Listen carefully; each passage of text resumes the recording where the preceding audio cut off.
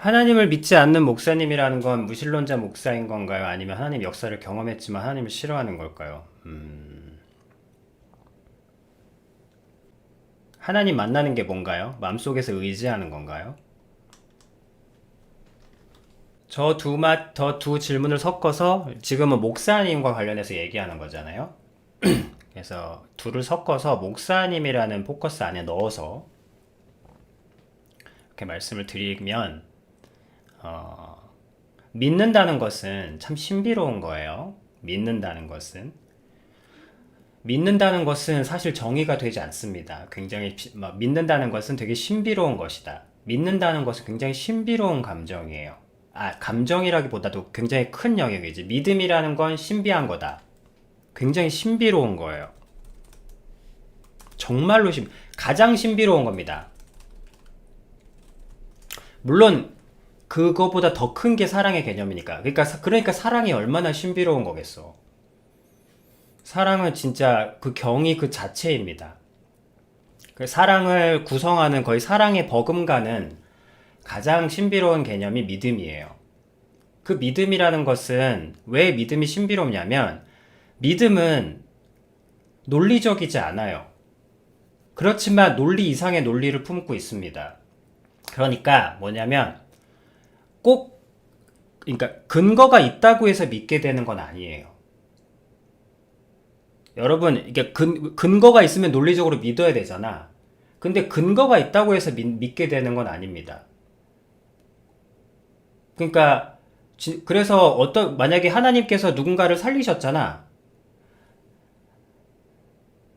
간단하게 얘기할게요, 그냥. 하나님께서 내가 하나님의 능력으로 이 사람을 살릴 수 있어. 그래서 그 사람이 죽은 사람이 살아났다? 하나님께서 죽은 사람을 살리셨어. 하나님만 할 수 있는 거잖아. 그쵸? 그럼 그걸 보면 여러분들이 하나님이 계신 걸 믿을 것 같죠? 안 믿습니다. 반대로 하나님을 본 적도 없고 들은 적도 없어. 근데 이 세상에 하나님이란 존재가 있다는 거 그 한마디만 듣고 바로 믿어버립니다.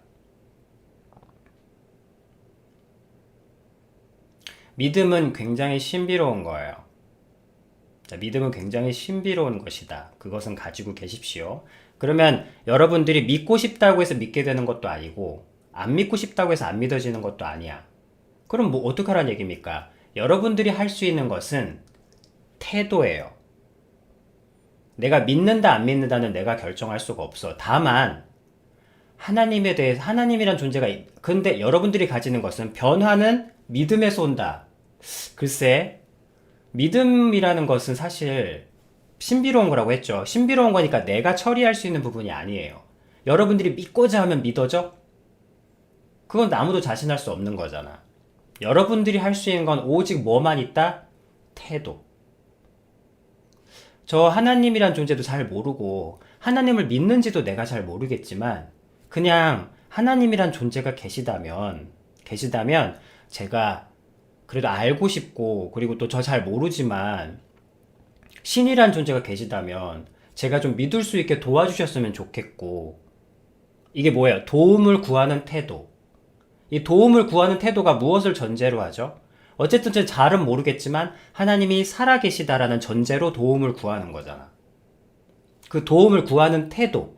이건 믿음은 아니에요. 하지만 태도죠. 여러분들이 가지는 것은 그래 세상이 아무리 이렇게 죽음으로 넘쳐나도 그래도 사람이 그러면 안 되지. 그래도 사람이 사람을 죽이는 건 나쁜 행동이야. 나쁜 거야. 라는 태도. 그 태도를 가지는 것. 그러면 여러분들이 이런 태도를 가지고 살면 변화는 믿음에서 온다? 믿음에서 오지 하지만 그 믿음을 우리가 정의할 수 없으니까요. 믿음을 우리가 노력한다고 가질 수 있는 게 아니니까. 여러분들이 가질 수 있는 건 뭐다? 태도. 그런 태도를 가지고 있으면 하나님께서 믿음을 주세요. 그 태도. 여러분들이 그래서 아비님이 어떻게 배웠겠어? 변화는 태도에서 온다는 걸 하나님께서 가르쳐 주신 거예요. 여러분들이 변화는 태도에서 온다는 말 자체를 들을 수가 없어요. 특히 크리스찬 쪽에서는 믿음만이 막 이렇게 얘기를 해. 근데 아비님은 뭐, 믿음이란 정의 자체를 내릴 수가 없는데 성경에서도 믿음이란 정의는 굉장히 신비로운 것이에요. 믿음에 대해서 제대로 설명할 수 있는 사람이 없는데 누가 감히 믿는다고 뭘 얘기할 수 있겠어? 우리가 할 수 있는 건 태도예요. 그래서 변화는 태도에서 온다고 말씀드린 거예요. 왜? 이 태도를 가진 사람을 하나님은 단 한 명도 놓치지 않으시니까. 자, 이 세상에는 두 종류의 사람이 있다 그랬죠. 악을 즐기는 사람과 악을 한탄하는 사람. 사실 이거는 뭐예요? 태도예요. 악을 즐기는 태도. 자신의 악을 한탄하는 태도. 그러면 자신의 악을 한탄하는, 그러나 둘 다 악을 하게 되는 거, 원튼 원치 않든 하게 되는 건 사실이죠. 욕을 안 하고 싶어도 욕하게 되고, 미워하기 싫은데 미워하게 되고, 뭔가 나쁜 짓 하기 싫은데 자꾸 나쁜 짓 하게 되고.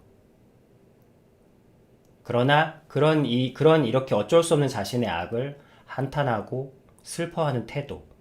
이 태도를 가진 사람을 하나님은 사랑하세요. 이 태도를 가진 사람을. 하나님을 향한 강렬한 믿음을 가진 사람을 사랑하는 게 아니라, 왜냐하면 하나님을 진짜 믿는 사람일수록 다들 내가 정말로 믿는지 자신이 없거든. 왜? 자기 자신이 하나님을 알아가면 알아갈수록 내 자신이 얼마나 더 약하고 죄인인지를 더 많이 알아가기 때문에, 다만 오직 그냥 저를 기억해 주시기를, 그냥 그런 겸손한 태도가 그냥 점점 더 겸손한 태도가 될 뿐이에요. 자, 그러나 어쨌든 겸손한 태도든 어떤 태도든, 기다리는 태도든 궁금해하는 태도든, 여러분들 이 태도를 가진 사람을 하나님께서는 단 한 명도 놓치지 않으세요. 변화는 태도에서 온다.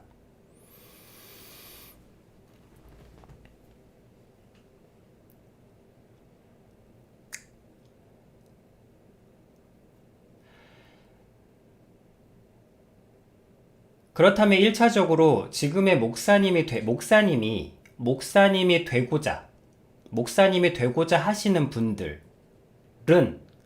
이런 태도를 안 가지셨거나, 이런 태도를 가지셨다가 잊으셨거나, 어쨌든 결과적으로는 이 태도를 버리신 분들이에요. 첫 번째로는. 그리고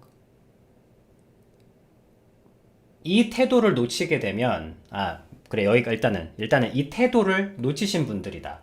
이 태도를 가졌는데 잊었거나 처음부터 없었거나. 왜? 목사가 되는 과정이 뭡니까? 그러니까 신학대학을 가서 4년제를 마치고 뭔가 그러니까 논문을 내면은 그럴 거예요. 뭐 하여튼 학위를 받으면 목사가 돼요. 그러니까 논문을 쓰면 물리학자가 되고, 논문을 쓰면 박사가 되고, 논문을 쓰면 목사가 됩니다. 그러니까 이런 태도를 가지고 있지 않아도 목사가 될 수 있어요. 운전을 하고 싶지 않아도 운전면허를 딸 수 있는 것처럼. 아니, 운전하고 싶지 않아도 면허는 딸 수 있잖아요. 그래서 지금의 목사 제도가 그러니까 목사 제도가 하나님의 말을 전하는 사람이 아니고, 그냥 물리학자 되고 싶으면 물리학자 되고, 뭐 경영학 박사 되고 싶으면 경영학 박사 되고, 뭐 목사가 되고 싶으면 목사 되고, 이렇게 되면 됩니다. 목사가 지금은 직업이 되었죠.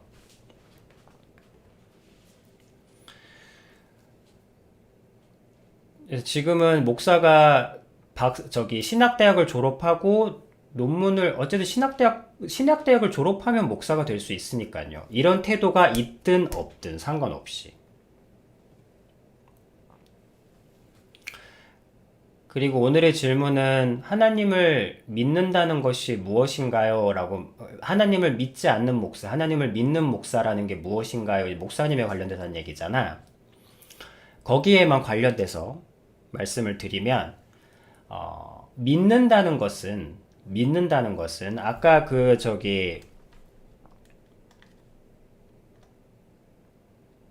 자, 첫 번째로 태도. 이 태도를 가진 사람을 하나님께서 사랑하시는데, 목사님은 하나님을 사랑해야 되는 게 의무인 사람이잖아. 그러니까 하나님을 믿지 않는다는 것은 이 태도를 가지고 있지 않은 사람, 자신의 악을 한탄하거나 하나님을 더 궁금해하거나 이러한 태도를 잃어버린 사람이겠죠. 애초에 없었거나. 그리고 공교롭게도 이런 거를 필터링하는 시스템이 없고 그냥 그런 태도가 있든지 없든지 상관없이 4년제 신학대학만 졸업하면 누구나 목사가 될 수 있는 길이 있다는 거. 그러니까 당연히 목사가 되는 사람들 중에는 이런 태도를 가졌는지 안 가졌는지 알 방법이 없다는 거고, 그것이 이제 첫 번째 제도적인 문제죠. 이 태도가 가장 중요한데, 하나님은 목사이건 아니건 이런 태도를 가진 사람을 아끼시고 사랑하시는데, 목사가 되는 시스템은 이 태도를 가졌는지 안 가졌는지 확인할 방법이 없다는 거예요. 근데 원래는 그걸 확인하는 방법이 있었습니다. 성경에도 기록돼 있고. 자, 그래서 그런 태도와 상관없이 목사가 될 수 있는 시스템이 지금 있다는 것이고, 그리고 이제 그 이후 목사가 되시고 나서부터는 하나님을 그럼 믿는 목사는 뭐고 안 믿는 목사는 뭔데요? 믿는다는 건 뭡니까? 목사라는 관점으로 보면 믿는다는 것은 신비로운 것이기 때문에 이 부분에만 한정해서 설명을 드리면, 아까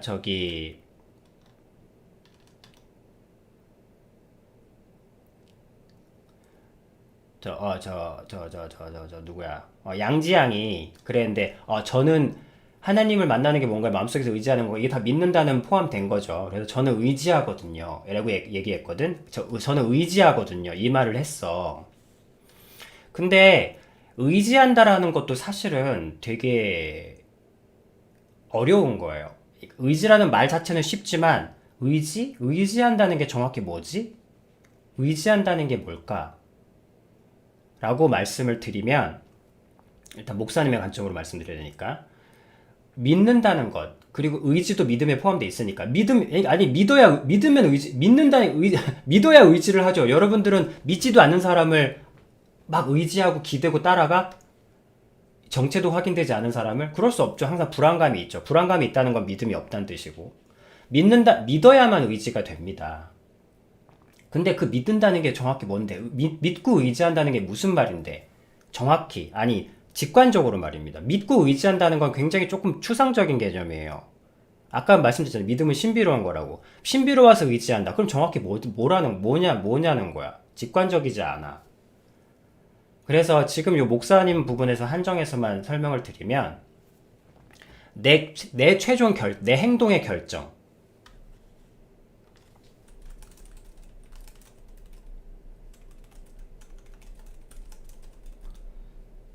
내 행동의 최종 결정을 하나님의 뜻으로 하려고 한다는 거예요. 내 행동의 결정을 하나님의 뜻으로 한다는 걸 말합니다. 믿음이라는 것은, 믿는다라는 것은. 그러니까 이게 무슨 뜻이냐면, 여러분들이 게임을 할 때, 자, 게임을 한다. 게임을 해. 근데 막 여러분들이 게임을 잘하고 싶잖아요. 무슨 게임이 됐든지 간에. 뭐 요즘 디아블로 이런 게임 나오던데, 스타크래프트, 여러 게임들이 있잖아. 여러 게임들이 있는데, 이게 여러분들의 의지하고 충돌할 때가 있어요. 만약에 누군가 뭔가를 빌드라는 것도 있고, 아니면 누군가가 이렇게 하시면 이렇게 돼요 라는 게 있는 거야. 근데 여러분들이 만약에 누군가의 만약에 페이커가 무슨 어떤 전략을 쓴다. 근데 요렇게 하시면 돼요 라고 페이커는 이러이러한 뜻으로 이렇게 해놓은 거야. 근데 여러분들이 그거를 배워왔다? 이제 배워왔는데, 여러분들이 그 배운 대로 해보려고 하니까 의심이 드는 거예요. 왜냐면 막상 실제로 적용해 보니까 나하고 안 맞는 거야. 뭔가 좀 안 맞거든? 여러분들이 대충 믿어서 그렇지 사실 진짜로 믿게 되면 충돌합니다. 나하고 충돌해요.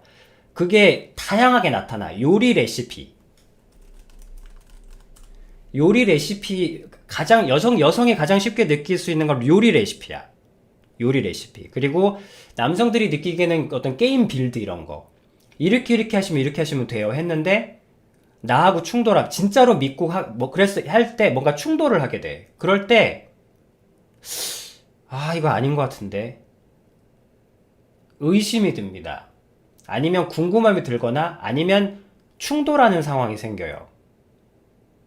그럴 때 믿는 사람은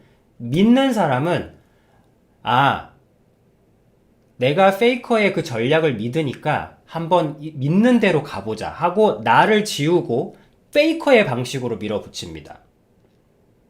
그리고 여성들은 요리를 많이 느껴요. 누구 레시피를 받았는데 진짜 그럴 때 많아요. 새로운 요리할 때 이게 진짜 된다고? 이게 이렇게 하면 된다고? 이게 된단 말이야? 그래서 너무 힘들어요. 사실은 여러분들이 그거에 대해서 근데 여러분들이 쉽게 따라할 수 있는 이유는 여러분들이 초보라서 그래. 초보일 때는 쉽게 배울 수 있어. 근데 여러분들 자기 삶에는 다 고수죠. 어쨌든 20년씩 살아서 자기가 20년씩 살아온 습관들이 있잖아.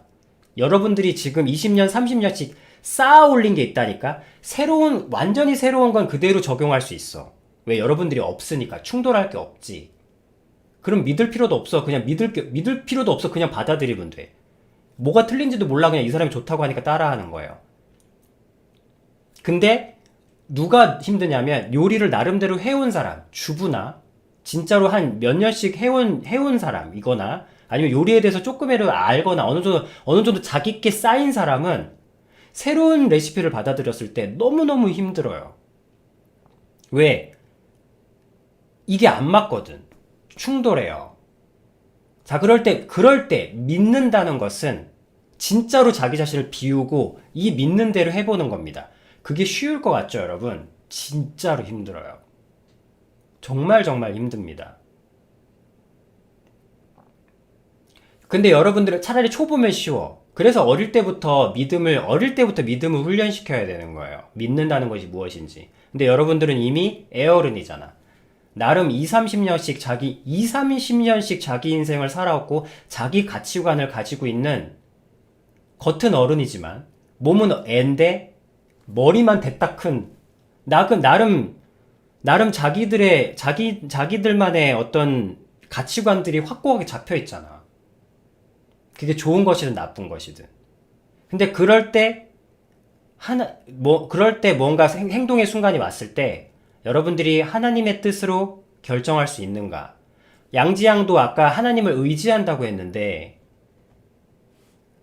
그렇다면 매 순간순간 하나님께 뜻을 묻고 하나님의 뜻대로 하는 것이 어떤 것인지를 궁금해하고 그거 뜻대로 하려고 해본 적이 있는지 그건 되게 어려운 문제예요. 대부분 언제 의지하냐면 대부분 이거는 양장을 뭐라 하는 게 아니에요. 일반인들은 다 그렇게 살아. 다들 어떤 때 의지하냐면 저 의지한다는 말이 어떤 뜻이냐면 그냥 평소엔 자기대로 살다가 자기가 감당할 수 없는 힘겨움에 부딪혔을 때 그때 의지하는 겁니다. 근데 그 의지도 하나님의 뜻대로 선택하는 건 아니에요. 행동 결정을 하나님의 선택으로 하는 게 아니야. 그냥 위로를 얻는 것 뿐입니다. 근데 괜찮아. 여러분들은 일반인이니까. 근데 목사님은 자기를 보고 자기를 보고 하나님의 기준을 삼는 사람들이 많다고. 목사는 의무예요. 목사라는 것은 의무입니다. 하나님의 말을 받은 사람이고 내가 받든 안 받았든 사람들이 나를 목사로 보잖아. 사람이 목사를 보고 뭘 기대하죠? 하나님의 뜻을 전달해 주길 바라잖아요. 나를 보고 하나님을 보고 있다고. 그러면 뭡니까? 자기 마음대로 살다가 힘겨울 때만 의지하는 사람, 일반 사람이죠. 그런 사람이 목사가 되어서는 안 되는 거예요. 왜? 그럼 목사하고 일반 신도하고 다를 게 없잖아요. 목사는 어쨌든 대표하는 직업이잖아요. 여러분 생각해봐. 사장이 일반 직원하고 똑같아 하는 일이. 그러면 사장이란 직함이 필요 있습니까? 그러니까 사장인데 일반 직원하고 하는 일도 똑같고 업무량도 똑같고 출근도 퇴근도 똑같이 해. 그 회사 어떻게 되겠습니까? 직원들이 사장님을 바라보고 있잖아. 업무 결정을 부탁드려. 사장님, 이 회사는 어느 방향으로 가는 거예요? 그걸 왜 나한테 물어? 사장님이 사장이시잖아요. 근데 그걸 왜 나한테 물어? 사장이 뭐 별거야? 사장이 뭐 그런 책임이 있어? 있, 있죠. 사장님이니까. 우리한테 월급 주시는 분이시잖아요. 그렇죠. 여러분들이 납득이 안 되죠. 사장이 이렇게 얘기해도. 근데 목사님이 일반 신도하고 똑같으면 어떻게 되겠냐고. 그러니까 행동 결정에서 하나님의 뜻, 하나님의 믿음, 매 순간순간 하나님이 뭐라고 하셨는지, 여러분들대로 살다가 힘겨울 때만 하나님께 의견을 물어도 돼. 그러면서 점점점 성장하는 거예요. 점점점 하는 게 뭐냐면, 점점점,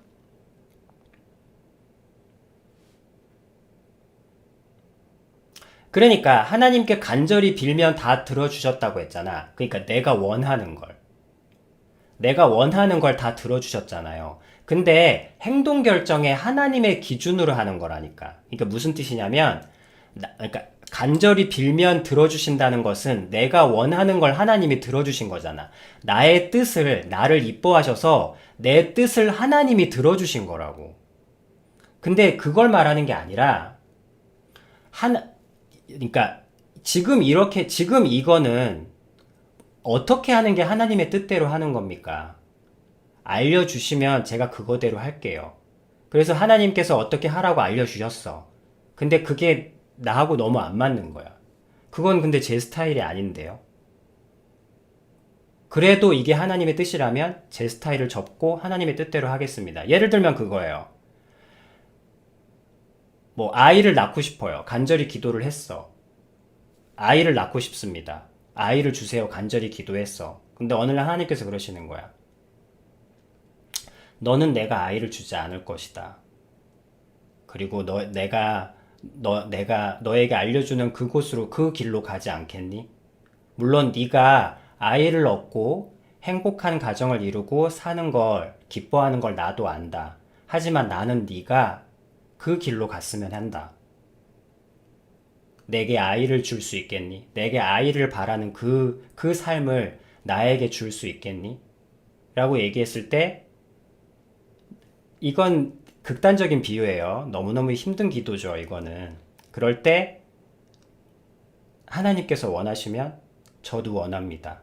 그래서 아이를 달라는 기도를 더 이상 하지 않는 겁니다. 그리고 하나님이 내게 바라시는 기도대로 가는 거죠. 하나님의 뜻이 무엇인지 어떻게 알 수 있죠? 바로 그거야. 그러니까 양지양은 지금 일반인의 기준으로 얘기하는 거고, 자, 우린 지금 목사님의 포커싱을 둬서 얘기하는 거니까. 말씀드렸죠? 믿음으로 하는 건 행동 선택을 하나님의 뜻으로 하는 거라고. 여러분들은 기도에서 소원을 들어주는, 저 이번에 합격하게 해주세요. 저 이번에 저 몸이 아파요. 낫게 해주세요. 이렇게 기도를 하잖아. 그쵸? 처음에 다 이 기도들 하지. 하지만 믿는다는 것은 하나님은 나를 잘하게 해주실 걸 믿는 거예요. 잘 되게 해주실 걸 믿는 거잖아. 그럼 여러분들 바꿔 생각해봐. 어우, 양지, 어우, 요조, 어우, 우리 아들 오늘 이번에 시험 보네? 나 믿는다. 우리 아들 나 믿어. 우리 아들 떨어질 애가 아니지. 우리 아들이 어떤 아들인데. 이게 믿는 겁니까? 아니죠. 잘 될 걸 믿는 거죠. 여러분들도 저 이번에 꼭 붙어야 되는데 진짜 저 믿어요. 저 잘해주실 거, 붙게 해주실 거죠? 여러분들의 여러분들의 그런 모습이지만 이거는 진짜로 믿는 건 아니라는 거예요. 물론 이건 과정이 필요해. 하나님께서 주십니다. 안 주신다는 게 아니에요. 우리는 지금 목사님에 대해서 얘기하고 있는 거예요. 처음엔 이렇게 시작해. 점점점. 그러면서 하나님께서 주시는 걸 감사함이 커져가. 그 감사함이 커지다 보면 어느 날 근데 하나님 제게 이렇게 많은 것을 주셨는데 이제 제가 하나님께 뭘 드리면 됩니까? 제가 하나님께 뭘 해야 하나님께 기뻐하실까요? 저 이제는 제가 기쁜 게 아니라 하나님이 기뻐하시는 선택을 하고 싶어요. 라고 했을 때, 어떤 선택이 왔을 때, 저 이번에 떨어지면 안 되고 굳게 해주세요가 아니라 점점점 커지는 거예요. 점점점. 어떻게 하길 원하십니까, 하나님? 제가 어쨌든 이 길이 주어졌는데, 어떻게 제가 여기서 선택을 해야, 알 수 있을지, 왜냐면 하나님께서 가라 하시면 가고, 가지 말라 하시면 저는 안 갈 수 있습니다. 근데 이게 쉬운 게 아니에요, 여러분. 이게 쉬운 게 아니라는 거. 왜냐면 자기가 일생토록 해온, 여러분들에게 양갈래길이 있을 그런 상황이 아니야. 이건 자기가 쌓아온 업적을 지워야 되는 경우일 수 있기 때문에 점점 커지는 겁니다. 점점점. 내가 원하는 걸 채워주심에 감사하다가 점점점 그 감사함이 하나님의 뜻을, 하나님이 기뻐하시는 선택을 하고 싶은 거야. 이제 내가 기쁜 선택이 아니라 하나님이 기쁘신 선택을 하고 싶은 거예요. 자, 그게 두 번째 단계야. 굳이 단계를 나누자면. 근데 그 중에서 이제는 하나님이 기뻐하신 선택을 하는 것도 굉장히 큰 거잖아. 그게 점점 일상으로 다가옵니다. 그러니까 일상으로 좁아져요. 매 순간순간. 그러니까 내가 오늘 자고 일어나는 거, 밥을 먹는 것도 하나님께 감사하고, 뭐 그런 것도. 근데, 자, 이 여러분 얘기하는 게 아니에요. 목사님 얘기하는 거예요. 자, 목사님은 이것이 의무입니다. 하나님의 뜻을, 왜냐면 내가 하는 말을 사람들이 하나님이 하는 말로 듣기 때문이에요. 양지양이 설교한다고 해서 사람들이 양지양의 말 듣지 않죠? 일단 양지양이 설교할 수도 없겠지만, 양지양이 하나님을 대변해서 얘기한다고 해서 누가 들어주지 않죠. 누가 양지양을 하나님이 얘기하는 거라고 듣진 않잖아. 근데 양지양이 목사라는 타이틀을 가지는 순간 양지양이 하는 모든 말들은 하나님이 하는 말로 들립니다. 그러면 양지양이 쉽게 얘기할 수 있겠어요? 양지양이 하는 말은 곧 하나님이 하시는 말씀인데, 그래서 자신의 행동 선택에 하나님의 뜻이 무엇인지 구하고 하나님의 뜻대로 행하는 것. 이걸 쉽게 예를 들면 그래요.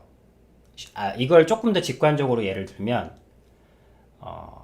아비님이 옛날에 혼자 살 때 김치를 담근 적이 있었어. 그러니까 가장 강렬한 순간이었어요. 믿는다는 게 뭔지. 자, 잘 들어보세요. 믿는다는 게 뭔지. 믿는다는 것은 나를 지우고 그 사람의 선택을 따르는 것. 나를 지우고 그 사람의 선택을 따르는 것. 그게 그 사람을 믿는다는 거예요. 여기서는 반드시 나를 지우는 것. 왜냐면 내가 같이 갈 수는 없어. 섞이게 되니까. 나를 지우고 그 사람의 뜻을 따르는 것. 자, 이해되셨죠? 중요해서 반복해서 얘기하는 거야. 믿는다는 것은 나를 지우는 것이 먼저 필요합니다. 나를 지우고 그 사람의 뜻을 따르는 것. 자, 아비님이 김치를 담을 때가 있었어요. 첫 번째로 김치에 관련된 책들을 찾았습니다. 쭉 봤어요. 다 봤어요. 서점에 있는 거. 그 중에서 한 분이 아비님이 신뢰할 만한 아비님이 신뢰할 만한 분이라는 그걸 얻은 거예요. 분을 얻은 거야. 그 한 명을. 다른 분들은 다 그냥 레시피를 위한 레시피였어. 그냥 내가 이 정도 요리사니까 뭐 내가 대단하니까 잘났어. 그런 레시피들 많잖아요. 근데 이 한 분은 내가 어떻게 이 레시피를 하게 됐고, 나는 뭔가 있을 때마다 늘 메모하면서 그 적어온 노하우를 서문부터 적어가지고 쭉, 그래서 이분에게 내가 한마디로 그 사람의 그 책을 통해서 그 사람의 말과 태도와 그 책에 담겨 있는 모든 뜻을 내가 다 보고서 이 사람에 대한 신뢰가 생겼어요. 자, 이 사람에 대한 믿음이 생겼어요. 신뢰가 생겼어. 자, 신뢰가 생겼죠. 자, 그리고 이제 다른 김치는 어려우니까 파김치. 자, 파김치 레시피를 놓고 파김치를 담았어요. 그래서 그 사람이 레시피대로 했습니다. 트러블이 없었죠. 생각했어요. 자, 나름 담아놓고. 자, 여태까지. 그리고 아비님은 근데 뭐가 있어? 완전 생초보였으면 모르겠는데 김치를 하는 걸 많이 봐왔어. 그리고 김치에 대해서는 어느 정도 그래도 직접 해보진 않았지만 그래도 김치가 이런 거라는 거는 알고는 있었어. 나름 나만의 뭔가가 있었죠. 근데 파김치를 담았는데 어느 순간 딱 멈추게 되는 거야. 왜? 분명히 고춧가루를 2스푼만 넣으라고 했어. 2스푼 넣고 액젓을 넣었어요. 넣어서 이제는 넣고 버무리래. 버무리라는 거예요. 근데 버무리려고 하는데 봐봐. 파김치가 이만한데 버무리는 게 요만큼이에요. 고춧가루 2스푼. 버무리라는데 버무릴 게 없어. 버무린다는 거 뭡니까? 여러분 알잖아. 이렇게 뿌려가지고 막 이렇게 버무리는 거잖아. 근데 버무리라고 돼 있는데 버무릴 게 없어. 그래서 레시피를 계속 다시 봤어요. 거기서 선택에 나뉘는 거야. 여기서 대부분 무너집니다. 왜냐하면 이건 상식적으로 맞지 않아. 에이, 설마 이걸 잘못 쓴 거겠지. 의심이 막 일어나요. 의심이 일어납니다. 왜냐면 말이 안 되거든. 근데 거기서 한참을 갈등했어. 아, 이거 좀 더 넣어야 돼. 이거 버무리는 게 안 되는데? 그래서 어떻게 했냐면, 그래서 거기서 그 짧은 순간이 너무 기억에 강렬하게 남아요. 근데 내가 지금 이분 믿잖아. 그래서 그 순간이 기억이 나는 거예요. 다른 많은 순간들이 많았지만 그때만큼 강렬했던 적이 없는 것 같아. 그래서 내가 왼쪽에 액젓에 젖어진 대파 이만큼이랑 쪽파 이만큼이랑 쪽파도 멸치액젓 넣어 섞으라고 하는데 이게 섞어지지가 않아. 멸치액젓이 너무 작아가지고. 그래서 레시피를 몇 번을 봤는지 몰라요. 내가 용량을 맞게 한 거지. 근데 용량 맞게 했어. 분명히 이대로 하면 된대. 근데 마음속에 너무 갈등이 일어나는 거야. 상식적으로 요만큼을 가지고 이걸 어떻게 버무려. 그래서 서 있었어 이러고. 어떻게 해야 되는가. 그냥 내 식대로 할까? 설마 그냥 한 말이겠지. 근데 거의 이 잘난 아비님이 가장 강렬하게 그래 믿자. 나를 지우고 나의 기존까지의 김치에 대한 상식들을 어줍잖게 들었던 모든 것들 설령 안다고 해도 그걸 모두 지우고 이 사람의 레시피를 믿자. 자, 믿는다는 것은 마음의 태도를 얘기하는 게 아니라 행동 결정에 그걸 얘기하는 거예요. 행동 결정을 믿자 하고 그거를 발랐어요. 버무리는 게 도저히 안 돼서 발랐어요. 이렇게. 왜? 여러분들이 봐도 믿어지지 않을 거야. 그냥 이렇게 바르는 거밖에 안 돼요. 이렇게 발라서 묻혔어. 진짜 내 생각보다 양념량이 너무너무 모자랐어요. 근데 믿음은 마음의 태도가 아니라 그랬지. 행동 결정을 그분의 레시피대로 했어요. 그리고 뚜껑을 닫았어. 마음속에서 부글부글. 왜냐면 이 실패하면 안 되거든. 고춧가루 비싸단 말이야. 혼자 살아보신 분은 알 거예요. 마트 가서 제일 손이 안 가는 게 고춧가루랑 과일이야. 여러분, 그래서 혼자 사는 분들에게는 고춧가루와 과일을 선물로 주시면 가장 행복해 합니다. 요리하시는 분들에게는. 했어요. 자, 그걸 상자에 딱 놨다? 우리가 아는 일반 상식으로는 어때? 그래도 김치가 나름 김치답잖아. 그렇죠? 근데 그거는 어땠냐면 진짜 그냥 멸치액젓 조금 묻혀진 그냥 생 쪽파가 들어있는 거야, 냉장고에. 그게 그 락앤락에 담겨 있는 거예요. 실패하면 안 되는. 근데 그래서 몇 번을 흔들어 보고 돌아보게 했는지 몰라. 그 강렬했던 느낌을 잊을 수가 없어요. 그래서 하루가 지났다? 하루가 지나면 맛있대. 그래서 하루 지나는데, 의심. 근데 의심이 없어지는 건 아니에요. 나 믿습니다! 의심 없습니다! 이것도 아니야. 의심이 없어지진 않아요. 다만, 행동 결정을 그 사람의 뜻대로 하는 것이 믿음이에요. 그 사람의 뜻대로 해도 의심은 없어지지 않습니다. 의심은 자연스러운 거예요. 다만, 행동 결정을 최종적으로 누구의 뜻으로 하는가가 중요한 것 뿐이에요.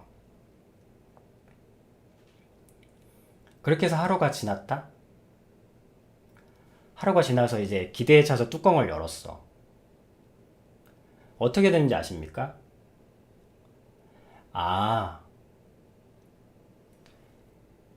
쪽파에서 물이 나오기 시작하는 거야. 쪽파에서 물이 나오면서 그 양념이 쪽파에 발라지면서 쪽파에서 물을 빼내기 시작하는 거예요. 그래서 당시에는 그냥 생쪽파였는데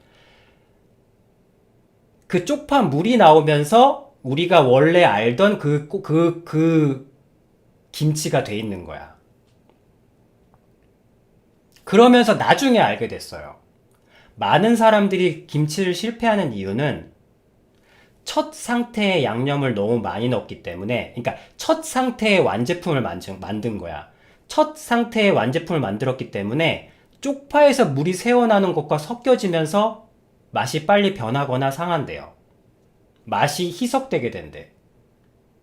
쪽파에서 나오는 물까지 계산하지 않는 거야, 보통 사람들은. 근데 이분은 쪽파물이 나와서 쪽파 맛을 낼 것이다라는 거야. 그래서 양념을 적게 써서 쪽파에 바르라는 거야.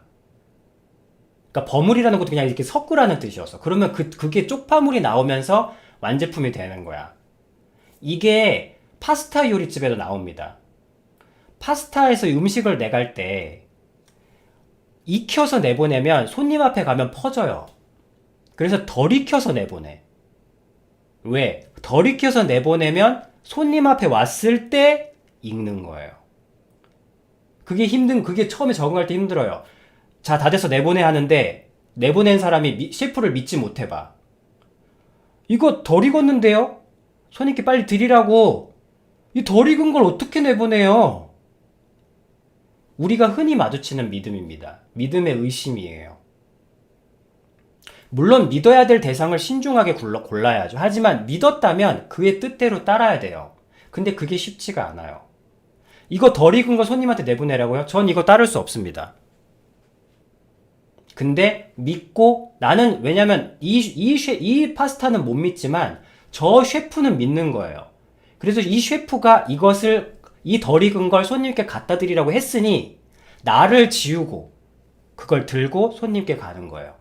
두근두근 거립니다. 손님이 파스타 먹고 컴플레인 할 것 같아. 자, 손님이 먹습니다. 한 입. 너무 맛있다는 거예요. 너무너무 잘 익었다는 거야. 당연하죠. 일부러 더 뜨겁게 해서 덜 익었는데 뜨거운 상태를 유지해서 그래서 이제 뚜껑으로 덮고 하는 거야. 옮겨내가는 시간 동안 면이 익도록 계산이 돼 있는 거예요. 듣고 보니까 쉬워 보이죠? 실행은 죽기보다도 어렵습니다. 정말 힘들어요. 이것이 믿음의 훈련인 거예요.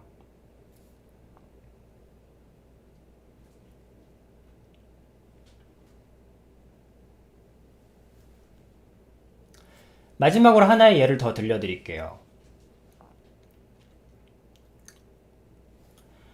한 전도자가 있었어요. 하나님의 뜻대로 어떻게 하나님의 뜻을 얻는지는 이거 다음에 말씀을 드릴게요. 지금은 어쨌든 하나님의 뜻, 자기의 행동 결정을 할 때, 하나님의 뜻대로 하려고 하는 사람, 그리고 그것이 훈련되어 있는 사람이 목사입니다. 원래 목사예요, 그게.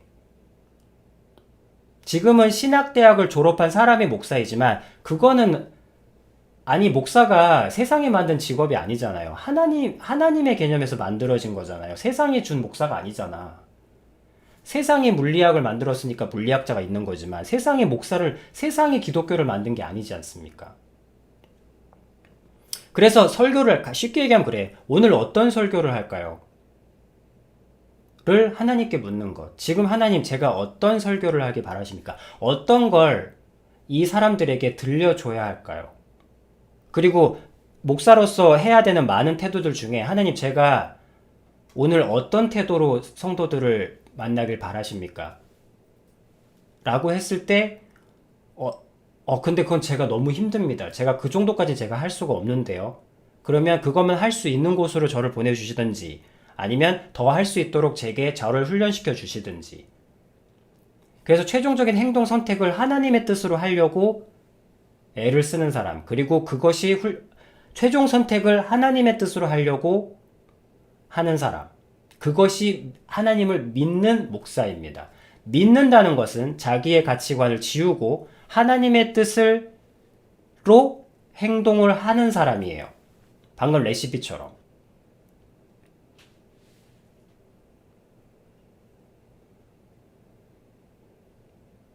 자, 그래서 마지막 예를 들려드릴게요.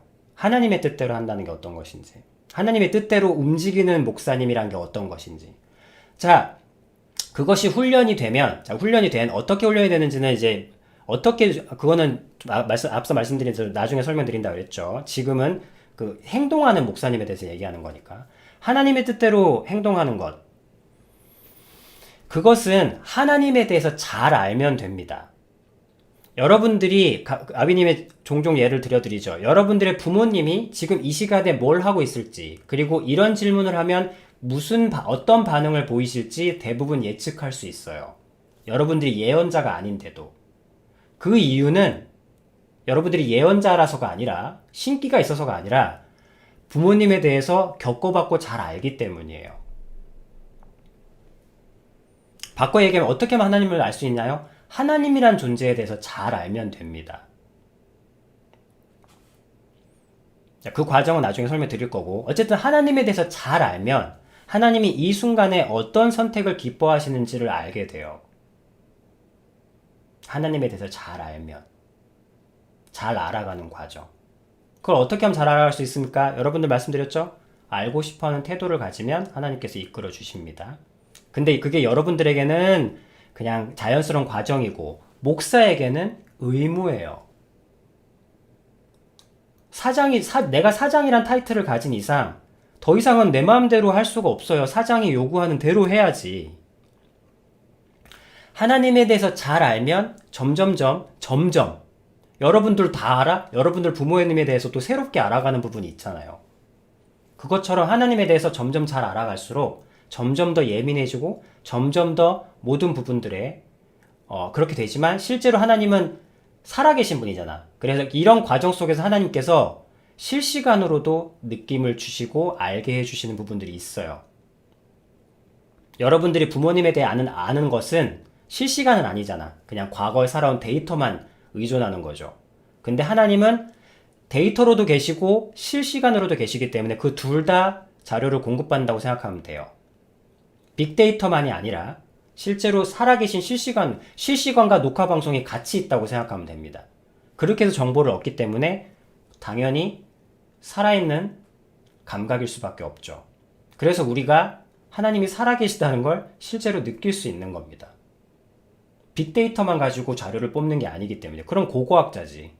실시간으로도 계시다는 것을 그래서 우리가 증언할 수 있는 거예요. 자, 어쨌든 그렇게 하면 예민해집니다. 자, 오늘은 믿는 목사님과 믿음에 대한 얘기니까. 자, 그렇게 훈련이 되다 보면 어느 날, 자, 우리 알 수 있게 됩니다. 지금 그러면서 어느 날 굉장히 강렬한, 평소와 다른 강한 느낌을 받게 돼요. 훈련이 되다 보면. 훈련이 돼야 됩니다. 강한 느낌을 받게 돼요. 그래서 그냥 회사에서 일하시는 전도자로 일하시는 분이었는데 하나님께서 밑에 층으로 내려가야 한다는 그 강한 느낌을 주세요. 자, 이건 훈련된 상황이니까 그냥 훈련된 상황이니까 여러분들에게 해당되는 얘기는 아니고 훈련된 지금 의무에 대한 얘기를 하고 있잖아요. 의무로 해야 되는 분, 전도자, 목사, 뭐 집사, 장로 이런 분들 말입니다. 그런 분들은 여러분 우리하고 다르지. 그분들에게 의무야. 하나님의 뜻대로 행하는 것이 의무인 사람들이에요. 선교하러 가잖아. 그럼 선교자가 뭐야? 여러분 선교자는 외국에 가서 짤랑짤랑 놀다 오는 게 짤랑짤랑 아니 놀다는 말은 조심스럽지만 선교는 가서 복음 전하는 사람들이 아닙니다, 여러분. 선교는 오지에 가서 복음을 전하는 게 아니에요. 선교는 여러분, 그럼 전도자지. 선교와 전도가 다른 이유가 뭡니까? 선교는 여러분 죽으러 가는 겁니다. 선교는 죽으러 가는 거예요. 지금이야 무슨 갔다 오는 뭐 단기 선교라는 말까지 있더라고요. 그 말 듣고 아베님은 웃었습니다. 아, 돌아올 수 있다는 확신이 있는 게 선교구나, 지금은. 여러분, 선교라는 것은 돌아온다는 약속을 아무도 못 합니다. 근데 왜 가? 하나님이 가라고 하셨기 때문입니다. 그래서 죽으러 가는 겁니다, 선교는. 실제로 가서 죽습니다. 다시 돌아올 기약 따윈 없어요. 혹 돌아올 수 있겠지만 돌아올 거란 약속을 두고 가는 게 선교는 아닙니다. 원래 선교는 그렇습니다. 그럼 전도하고 다를 게 없지. 전도와 선교가 다를 게 뭡니까? 전도는 말 그대로 복음만 전하면 돼. 하지만 선교는 죽으러 가는 거예요. 근데 왜 죽을 걸 뻔히 알면서 왜 갑니까? 하나님께서 가라고 하셨기 때문입니다. 자, 지금 이 얘기는 뭘 얘기하는 겁니까? 선교사, 전도자, 목사, 집사, 장로 이런 분들은 우리에게는 그냥 흐름인 것이 그분들에게는 의무라는 겁니다. 우리 일반 직원에게는 회사를 강하게 할 의무는 없죠. 왜냐면 우린 최선을 다해서 회사를 위해서 열심히 일하면 돼. 하지만 사장은 이 회사가 부도나지 않도록 지키는 것이 의무입니다. 그래서 여러분, 회사가 부도가 나면 사실은 사장은 잡혀가요. 범죄를 저지른 겁니다. 그거 알아요? 부도 내면 사장이 잡혀가는 거?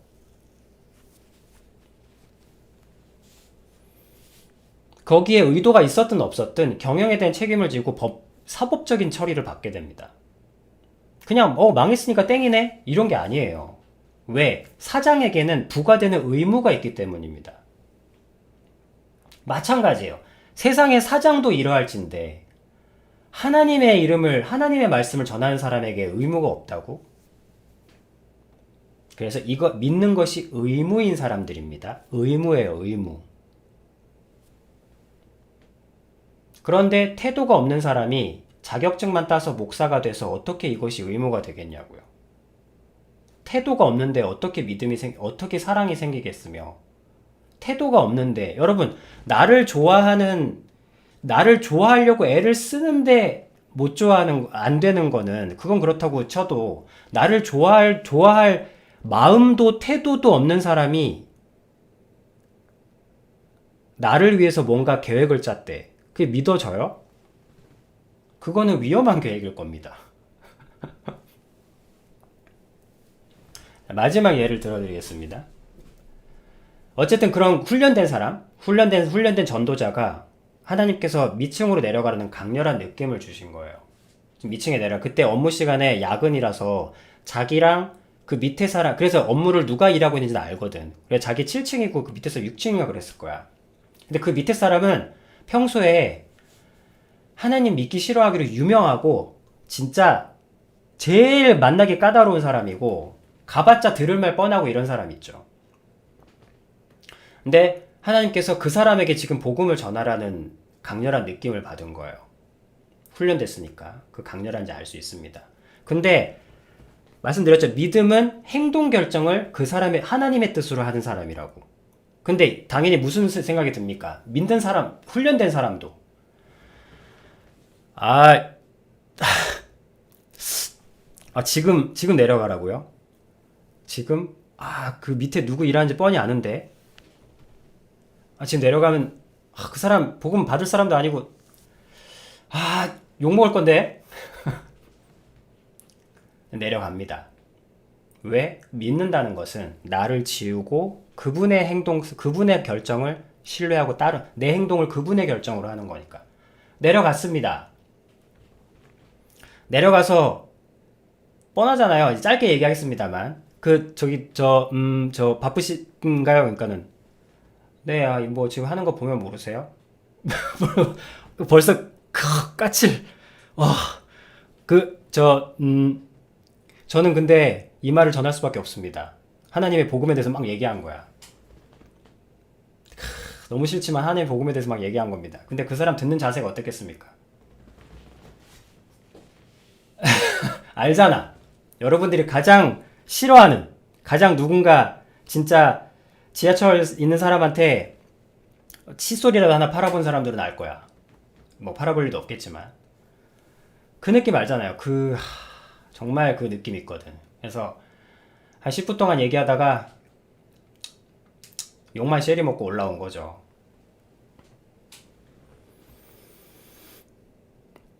그래서 딱 올라와서 얘기한 거야. 하나님한테.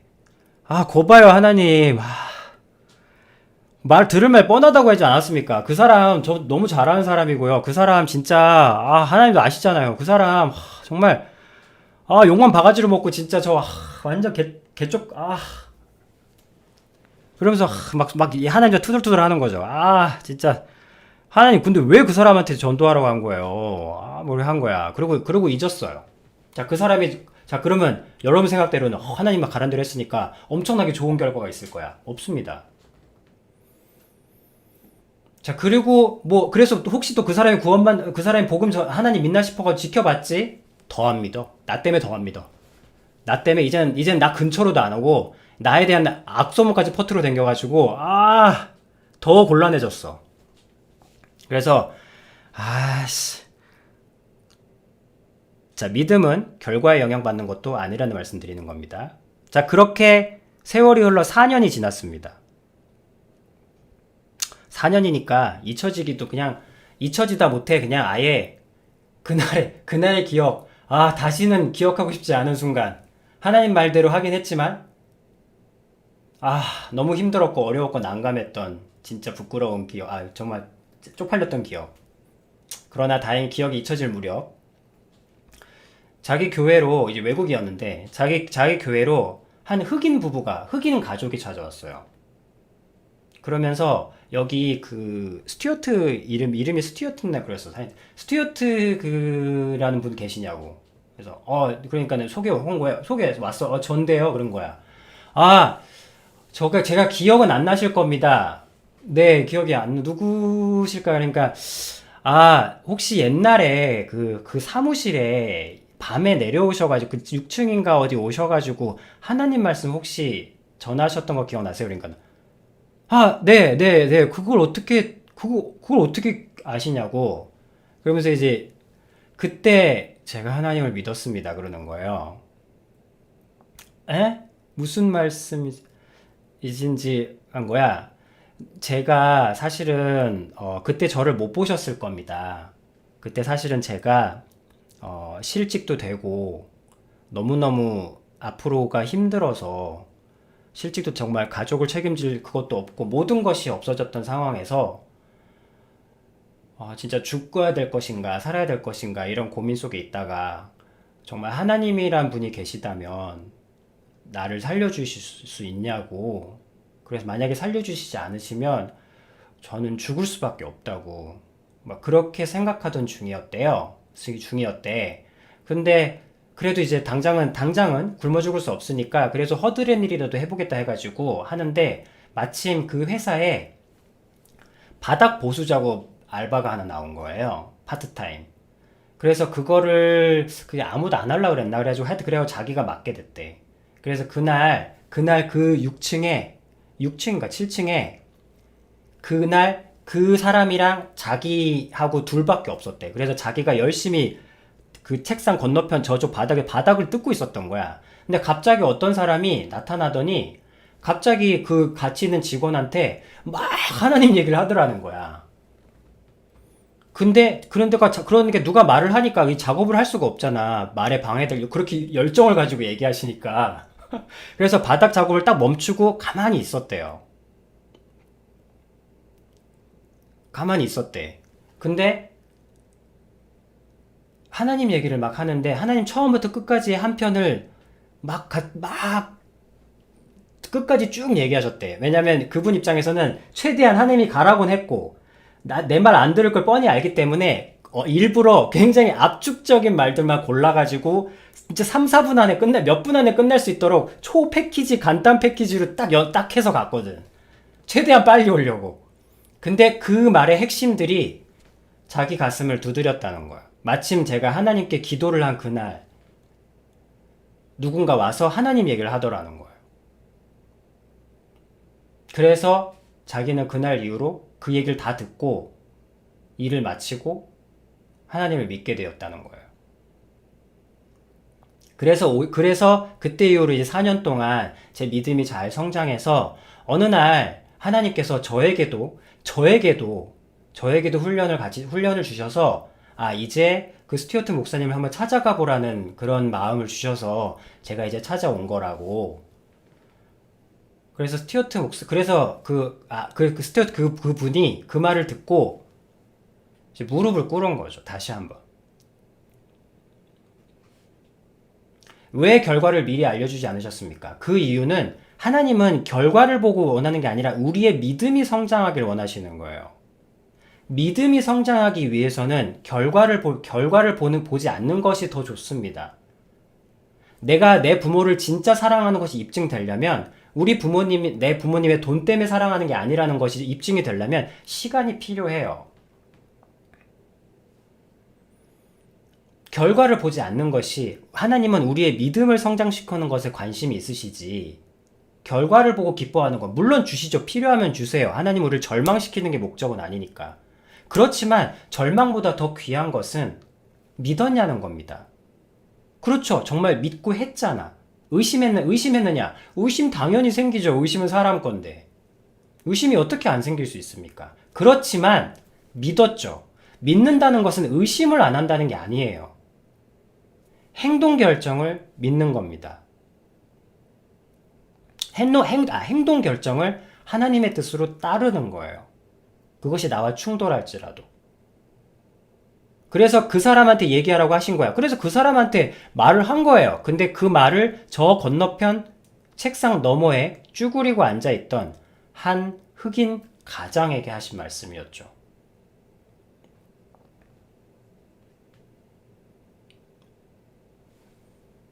의심됐느냐? 의심됐죠. 쪽팔렸느냐? 쪽팔렸죠. 부끄러웠냐? 부끄러웠죠. 다시 하라고 하고 싶냐? 안 하고 싶죠. 하지만 다시 하라고 하면 합니다.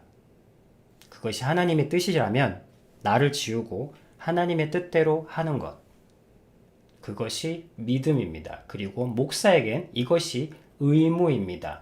오늘 어떤 설교를 할지 내가 이 설교를 하면 분명히 하나님이 들려주신 거라고 믿을 텐데 그러니까 하나님 제가 이번에 어떤 설교를 해야 할지 어떤 말을 해야 할지 그리고 혹시 내가 어떤 성도에게 하나님을 바라보는 나에게 내가 못한 어떤 행동이 있다면 깨닫게 해주시고 빨리 사과할 수 있게 사죄할 수 있게 해주시고 하나님의 뜻대로 저를 지우고 하나님의 뜻대로 할 수 있도록 저를 계속 훈련시켜 주십시오. 이것이 의무인 사람들이 목사였습니다. 그것이 하나님을 믿는 목사님이에요.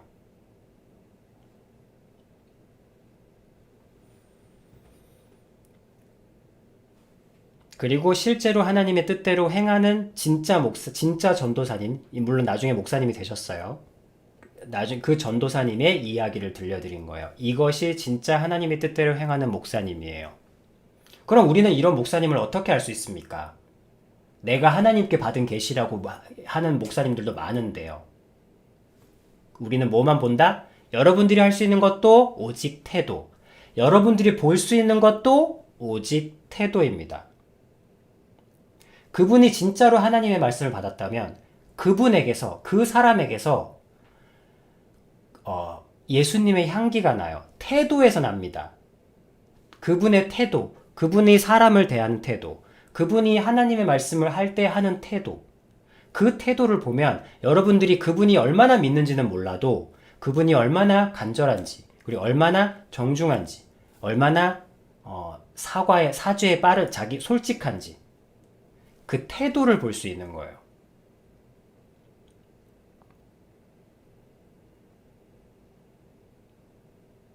사람들이 예수님을 너무나 강렬하게 믿었던 이유는 예수님이 부드러우면서 동시에 엄청난 권위를 가지고 있는 왕과 같은 그런 태도를 보여주셨기 때문입니다. 사실 많은 사람들이 잘 모르는 부분이에요. 많은 사람들이 병을 믿게 했다, 병을 낫게 해줬다고 많이 믿었는 줄 알아. 물론 그것도 폭발적이긴 했습니다. 하지만 그건 말 그대로 폭발이었던 거고, 원래 진짜로 사람들이 믿었던 건 예수님이 가진 너무나 부드럽고 사랑스러운데 너무나 하나님과 같은 권위가 넘쳐흐르는 그런, 뭐랄까, 너무나 사랑스러운데 너무나 왕 같은 거야. 너무나 권위가 넘치는 거야. 권위와 사랑을 동시에 느껴본 태도는 사람들이 처음 겪어보는 것이었습니다. 대부분 어때? 권위가 높으면 무섭죠. 그리고 그 당시엔 진짜 무서웠습니다. 그냥 권위를 있는 사람은 벌을 주는 존재였으니까. 사랑과 권위를 동시에 가지고 있는 태도를 가진 사람을 그 당시의 사람이 처음 봤습니다. 그 태도에 사람들이 압도되었던 거예요. 그리고 환자를 낫게 하시는 기적으로 인해서 폭발했던 거죠. 하지만 먼저는 태도였습니다. 많은 크리스찬들이 모르는 사실이에요. 우리가 볼 수 있는 건 태도입니다.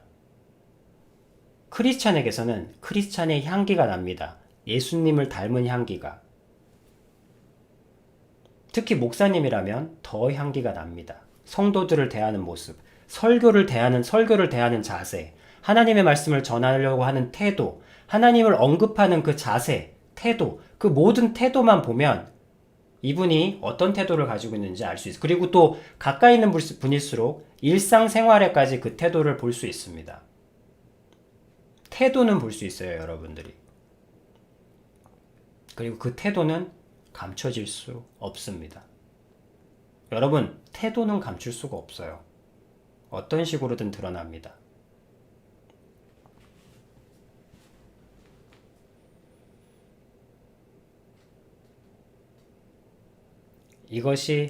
그리고 앞서 말씀드렸던 이 스튜어트라는 이 전도자 분도 하나님의 훈련됐다는 말이 무슨 말이에요? 자, 이분이 들었던 태도는 뭐냐면, 이분이 회사에서 들었던 태도가 뭐냐면, 이분이 굉장히 스트레스가 많이 받는 그거였어요. 그래서 자기도 너무 힘들지. 근데 이 태도로 훈련받은 거야. 이 태도일 때 하나님과 예수님을 붙들면서 예수님 죽을 것 같아요. 저 너무 죽겠는데 그래도 이거를 여기서 이제 감사함을 느끼려면 어떻게 해야 될까요? 자, 이거는 훈련된 거야. 여러분들에게 적용시키면 안 돼. 자, 훈련된 상황에서 너무너무 힘든데 이제 평소에 말입니다. 이 전도자님의 그 하나님의 훈련된 그 결과 말고 평소의 태도, 굉장히 업무가 스트레스가 많은 곳이었어요. 그래서 막 악정고투를 하면서 하나님을 닮게 하는 게 어떤 것인가요? 예수님 이 상황에서 어떻게 감사하셨을까요? 자기소개서 바쁜 거야. 이렇게라도 얘기를 해야 견딜 수 있으니까. 자, 그렇게 지내고 있었는데 어느 날 최고 자기 감독관이 자기한테 조용히 오더니 그러는 거예요. 스튜어트, 네, 내가 자네를 쭉 지켜봤는데,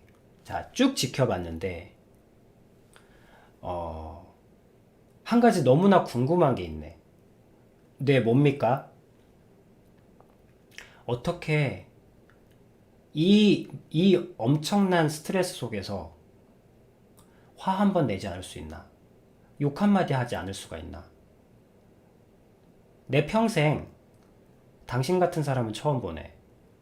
당신 같은 태도를 가진 사람은 처음 보네. 왜냐면 그럴 수가 없는 곳이거든. 자, 설명해보게. 그 태도는 사람이 준 것이 아니네. 내가 지금까지 사람을 만나봤으니까 잘 알지. 당신의 그 힘은 뭔가? 신념인가? 아니면 철학인가? 그 힘을 알고 싶네. 당신의 태도를 쭉 지켜봐 왔네. 근데 당신이 가진 그 태도는 사람으로서 가진 것이 아니네. 그럼 다른 거라는 건데 그 힘이 뭔가? 신념인가? 아니면 당신의 어떤 종교적인 강렬한 뭔가 믿음인가? 아니면 어떤 그 힘이 무엇인가? 라고 얘기했을 때 이 사람이 당황하고 뜨악했지만 그런 거죠. 자, 이걸 누군가는 다 계속 지켜본다는 거예요. 자, 그리고 근데 자기 속에는 어떤 일이 있었어? 저런 태도를 갖고 있으니까,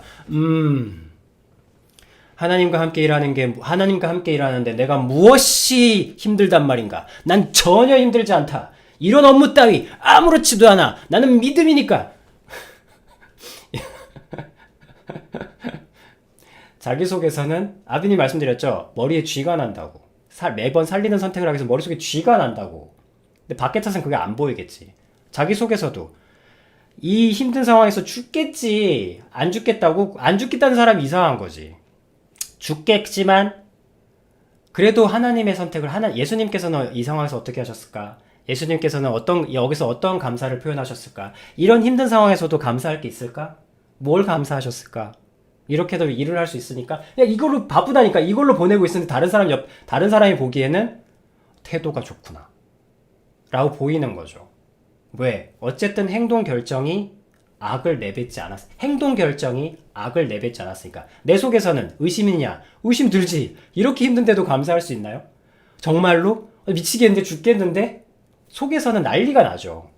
하지만 최종 행동 결정은 그분이 누구를 미워하지 말라고 하셨기 때문에, 그리고 그분이 욕을 뱉지 말라고 하셨기 때문에, 그래서 하지 않는 것 뿐이에요. 하지 않으려고 안간힘을 쓰는 것 뿐입니다. 그게 솔직한 진짜 속의 마음이에요. 근데 그것이 주변 사람들에게는 행동 결정, 하나님을 믿는 태도, 그리고 그 자체가 사실 경이로운 거죠. 왜? 하나님께서 이걸 막아주시는 거야. 그러니까 내가 이 대화하는 동안 잊고 지나갈 수 있도록.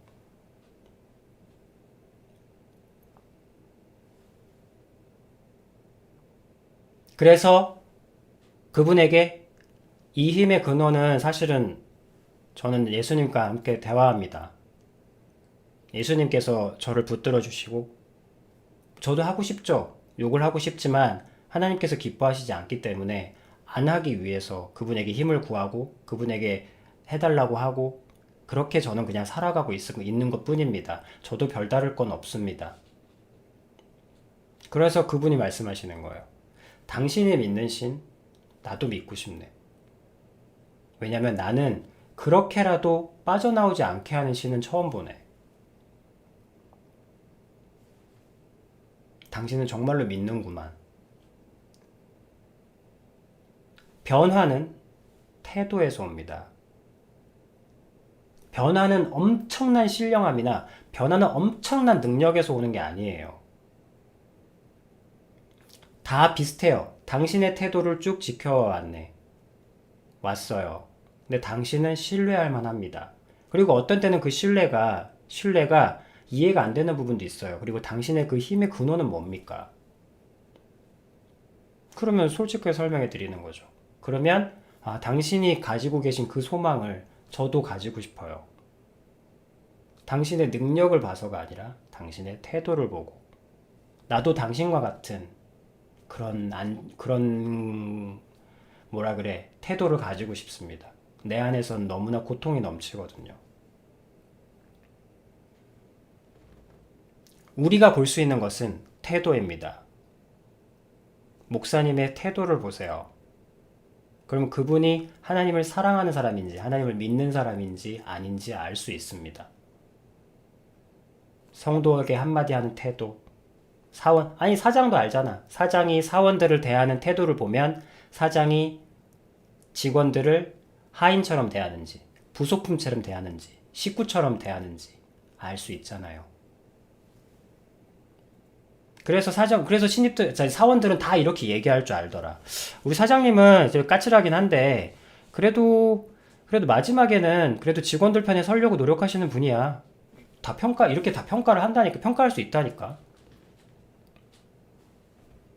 설교를 어떻게 대하는지, 성도들을 어떻게 대하는지, 작은 것에 충성하라. 작은 그 태도들을 어떻게 대하는지. 근데 목사님은 그것이 의무인 사람입니다. 이것이 자연스럽게 되지 않은 사람은 목사가 되어선 안 돼요. 목사가 되었다는 말은 이것이 훈련이 되었다는 것입니다. 그렇기에 우리가 그런 목사님에게서 왜 이것이 의무가 돼야 합니까? 우리가 그 목사님에게서 하나님을 보기 때문입니다. 목사라는 직업은 사람의 직업이 아니에요. 세상이 준 직업이 아닙니다. 타락한 부정한 사장, 비리 저지르는 어떤 사람, 학자들, 교수들 있을 수 있죠. 하지만 그것은 사회의 법으로 하면 됩니다. 그렇지만 하나님의 말씀을 따르지 않는 목사가 있어서는 안 됩니다. 왜냐하면 하나님을 보기 때문이에요. 그 목사님에게서. 태도와 믿음과 의무에 대한 이야기였네요. 그리고 여러분들이 꼭 목사님이 아니더라도 이렇게 하나님의 뜻을 더 많이 더 따라가는 그런 삶을 살길 바라는 마음, 간절한 마음, 지금부터 시작하여 그때까지 이르게 되길 바라는 아버지이자 같은 성도로서, 같은 믿음의 성도로서 이제 여러분들에게 바라는, 소망하는 바입니다. 목사가 되든 목사 이건 아니건 그건 중요한 게 아닙니다. 다만 여러분들이 하나님의 뜻을, 여러분들을 지우고 하나님의 뜻을, 하나님이 기뻐하시는 뜻을 따라가는 삶을 사는 사람이 된다면 목사 이건 아니건 상관없이 너무나 많은 사람들의 영혼을 구해주고 위로해주고 살릴 수 있을 겁니다. 이 살리는 기회를 영광되게 주실 거예요.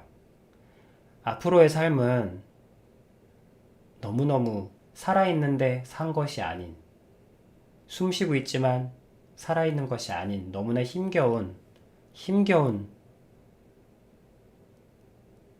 살아있는 고통, 영적인 고통이 지속되는 세상이거든.